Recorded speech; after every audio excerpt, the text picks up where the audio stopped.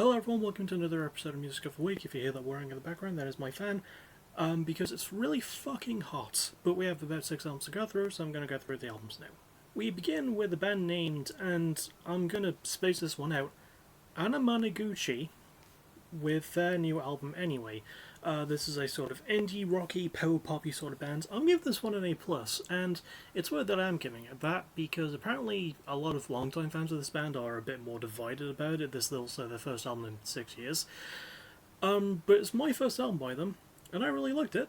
So yeah, the A+ it gets. I really like the energy that it has. I like the okay. I think the main reason people didn't like it as much is because it's not as like synthy or pop leaning as the previous ones. But I don't know. I got this sort of like angel electronics sort of vibe from it. I like the electronic and chiptune stuff fitting in with the rock and pop style things, and it's got really good versatility and it's really creative as well. It's probably one of the most creative albums I've heard all year. Really good on the pacing as well. There is a few too many filler moments, I think, but it is ultimately the experimentation and energy that really hold the album together. I also really like the lyrics. I like the theme of trying to fight through loneliness and boredom in a more technology-driven age, and it's got some really good humour and lightheartedness to it. It doesn't take itself super seriously with that, which is kind of refreshing, because a lot of albums that try to tackle that theme often overdo it on the serious front, so I like that these guys were having a bit more fun with it. Speaking of, yeah, pretty much everyone is great, and drummer Luke Silas is probably the standout for me, but, like, you know, everyone's got really good chemistry, and they just sound like they're enjoying themselves. I like it when a band sounds like they're having fun, and I also quite like the production too. Very good organic feel. I do think at times it can feel a bit overbearing in terms of the editing, but if it's done wonderfully, and mostly keeps things quite clean as well. It wasn't done by anyone from the band, it was done by someone called Dave Fridman. Might be pronounced Friedman, but it's spelled Fridmann. But overall, yeah, I really bloody enjoyed this one. And, you know, maybe long time Anamanaguchi fans will disagree with that statement. This is my first album by them, and I think it was a really good jump on point, so sod it. Next we have Attack Attack with their 4th album, let me make sure I've got that correctly, yes, titled Attack Attack 2. Now I believe it's called that because this is the first Attack Attack album in about 12 years, I believe? 12, 13 years? I'm giving this one a C. And it's called Attack Attack 2, I didn't fully explain why, because it's a reincarnation of the band. It's a reunion, but it's not really, because the only person returning from the original lineup is drummer Andrew Wetzel, and it's just 3 guys he found, whose names I can't even remember. But Andrew is the standout on the album anyway. But yeah, no, this album is so fucking bland. It's probably the most forgettable album of the year. I can't remember a bloody thing that happens on this one.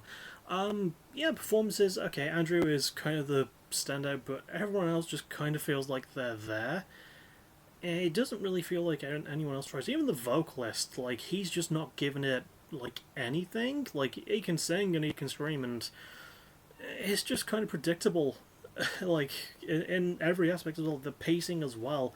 There's, like, no uniqueness to the riffs, which leans into the instrumentation as well. There's no uniqueness, but, like, the pacing has all these things it could do, because it's got like the electronic leaning metalcore that Attack Attack were known for. But none of the songs really bother to stand out, and they just hit the numbers and then move on to the next one. I think most of the song lengths are quite average too.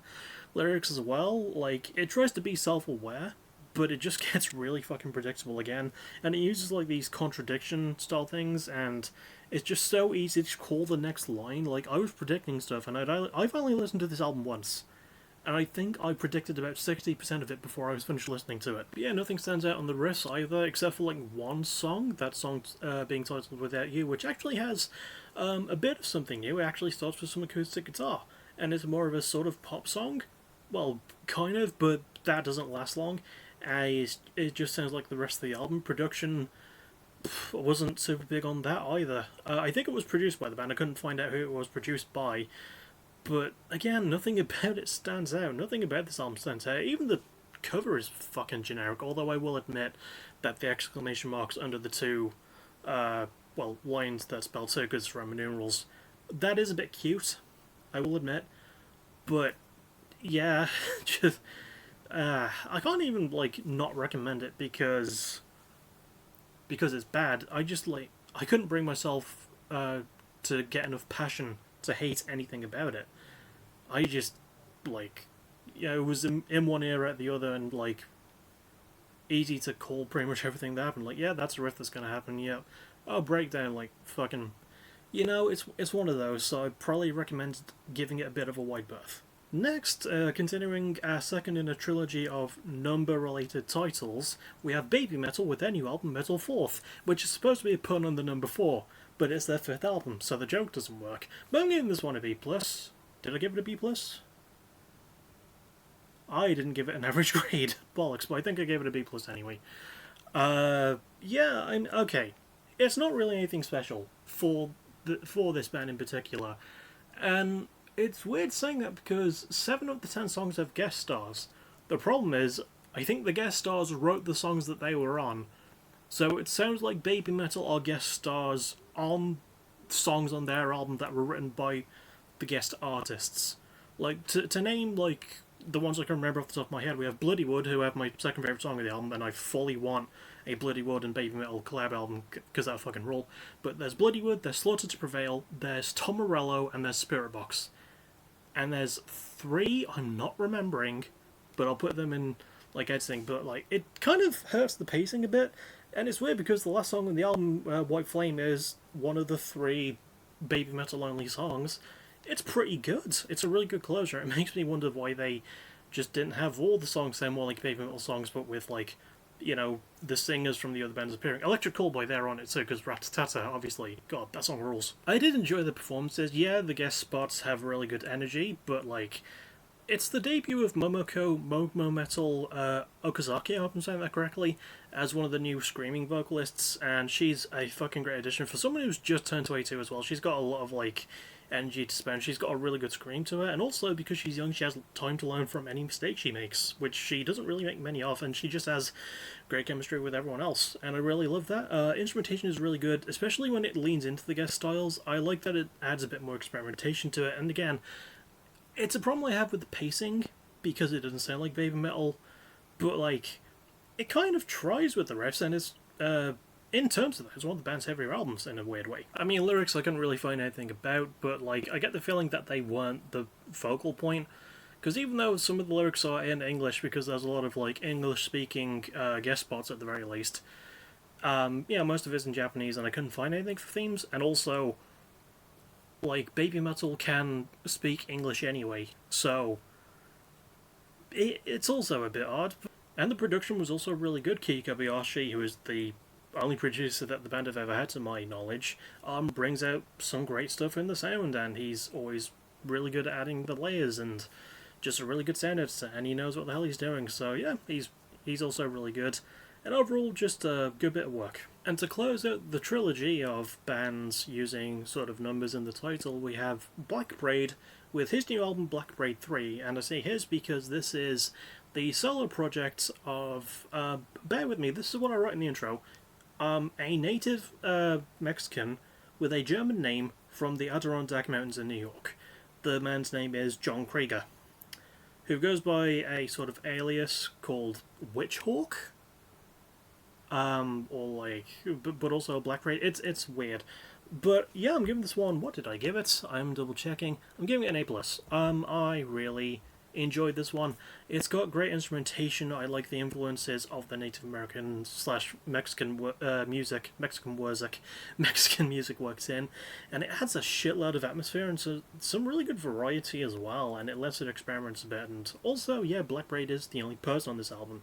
Doesn't produce it, which I find weird. It was produced by someone named Neil Schneider, but production's also great, and Neil brings out a lot of the sound, and pays a lot of attention to detail, which is really, really bloody good. And John himself, aka Black Braid, really great performer, great vocalist, good in terms of the instrumentation, not really any areas in which he misses, and also great storyteller as well. I love that it actually uses like native mythology to tell stories of spirituality and rage, and using death as symbolism in a weirdly beautiful way. It's just a really fucking great usage of it, and, it's really good musical storytelling with the motifs, and it even leans into the structuring, which I will admit, like, there's like 4 instrumental tracks on a 10-song album, which is 52 minutes 45 seconds, and also, it ends on a cover, which I'm not keen on. So if you are going to listen to this album, just cut off at the actual closer, which is my favourite song on the album, which is "And He Became the Burning Stars," which is, I said which is like 4 times now, which is indeed the in my mind the actual closer. It's like 9 minutes and 50 seconds long, and it's a fucking epic way to close out the concept of the album. I don't think there was intended to be a concept, but it felt like there was one.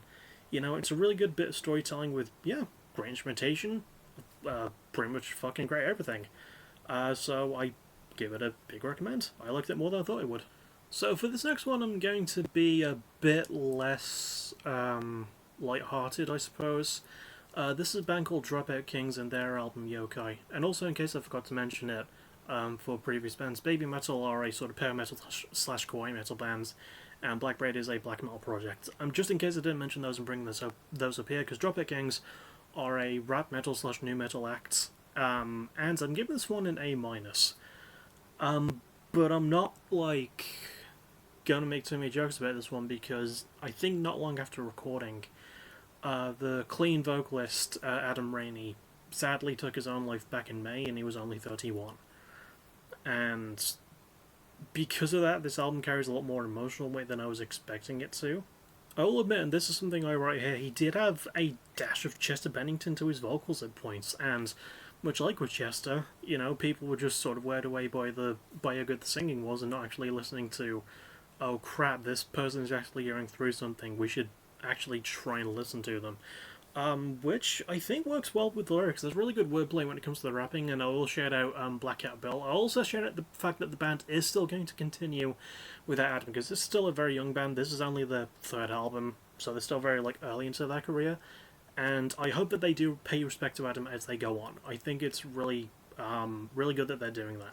Back to the lyrics, which have really good wordplay, and I like the focus on the dark themes like depression and really good honesty.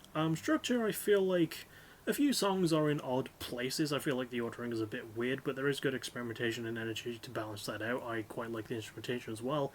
I like the electronic stuff, but I feel like it could have been worked in a little bit better, but there's really good focus on melody, and the riffs overall are really good. And I quite like the production. Even though it can take a while to muddle through things, it juggles its many sounds well and keeps a really good, strong sound flow and some good editing. And who did the production for this one? Kevin Gruft. Why doesn't he produce more albums? He's a really good producer from the albums I've heard him produce. But yeah, I will say give this one a spin, mostly to pay respect to Adam's memory, and also because it is genuinely a really good and surprisingly emotional, but at the same time fun album. Yeah, I mean it's I don't know, it's the first time I'd ever heard about this band, and this is my first album by them. So I shouldn't feel the attachment that I do to it, because I didn't know Adam. But like, to have someone so talented go so young, and the fact that that's not the first time it's happened this year is very, very upsetting. Either way though, I still recommend you give this one a go. And finally, we end with Good Charlotte and their new album, Motel to Cap. This is their longest gap in albums with 7 years. I'm giving this one a C+, and I'm not giving it a C+, because of anything the band do. The band are pretty good. Honestly, Benji and Joel are still really good at what they do. Joel's still a really good singer and storyteller when he wants to be. And, you know, the rest of the band are also pretty solid, and I like the chemistry and the sense of fun that they still have. The instrumentation's also pretty good. It's less punk, because this is a pop punk band. It's more pop leaning, but I do quite like the attempt. I did want a bit more consistency and a bit more like oomph, for lack of a term, but you know, it's alright for what it is. I do enjoy the lyrics. I think that might be my favourite thing about the album. There's really good stuff about, like, really good self-aware writing about the band's aging and, like, becoming parents, and it's actually weirdly sweet in a lot of areas, which I wasn't expecting to feel. Production I wasn't too keen on, and wasn't the band's fault, because it is produced by 5 people, and there's 5 band members, but the 5 people, I've got 2 of the names written down. I'll put the rest up in like edit. But like Jordan Fish and Zach Savini are the main producers, and I think the other ones, there's Charlie Puth, Andrew Goldstein, and someone else whose name I can't remember. So it's a weird bunch of production styles that just don't match at all, and I think I know the reason why, because this album came out through Atlantic, which is notably one of the shittest record labels ever, and if I can paraphrase One Crash Thompson, if Fueled by Ramen is the label where pop punk goes to die, Atlantic is where it goes for a really grim post-credit scene. Also, wasn't too keen on the overall structure and pacing. It can drag quite a lot, and there's a bit too much filler. And again, I don't think that was the band's fault. I feel like the label was just sort of forcing them to include all this stuff. No, this is on the band. I don't think it's on the band. And I've gone over it many times. I just don't like it when labels meddle, and there's a lot of label meddling on this one, which sort of takes away from it for me. So keep that in mind if you are going to spin it. I still recommend giving it a go because there is a beating heart to it, but like, as I write here, Atlantic tries to keep flooding it with its meddling cholesterol. Next is favourite album cover and favourite song, and I would say that they both go to the same album, but I think thinking about it, favourite song goes to And He Became the Burning Stars from Black Parade 3. Just a really great actual closer, just ignore the cover song that comes after it. Just stop the album after And He Became the Burning Stars. It's a really good way to actually close the album. Favourite cover does almost go to Black Parade 3 because I like just how pretty it looks, but I think just because it looks cooler, I'm gonna go with Yokai by Dropout Kings. It looks like something from an acid-induced trip from the Naruto illustrators for the manga. Sorry, it would be Boruto now. Like, I don't think Naruto's been a thing. I think it's just Boruto now. But yeah, it just looks really bloody cool. Although Black Parade 3's one is a very, very close second. I like how that one looks as well. And as for next week's albums I'll be reviewing, we have Black Honey with Soak, Chevelle with Bright as Blasphemy, Kerosene Heights with Blame It on the Weather, Pool Kids with Easier Said Than Done, Rich Brian with Where's My Head, and Rise Against with Ricochet. However, I also know that Jerry Valence and Brazen album is out tomorrow, so I'm gonna figure out a way to pick an album I don't think I will cover. Like an album I'm okay with relegating to catch-ups and replacing that with Jerry Valence and Bray's album, because to me that one's non-negotiable. I just want to fucking listen to it, because Jerry Valence and Bray rule. And that'll be it for me. The next thing you'll see me for will be tomorrow, the Go Home show for Over the Top for PPW vs APW, and then maybe Saturday for more Yakuza Like a Dragon. So I'll see you all tomorrow for things. As always, thank you for watching. You're awesome.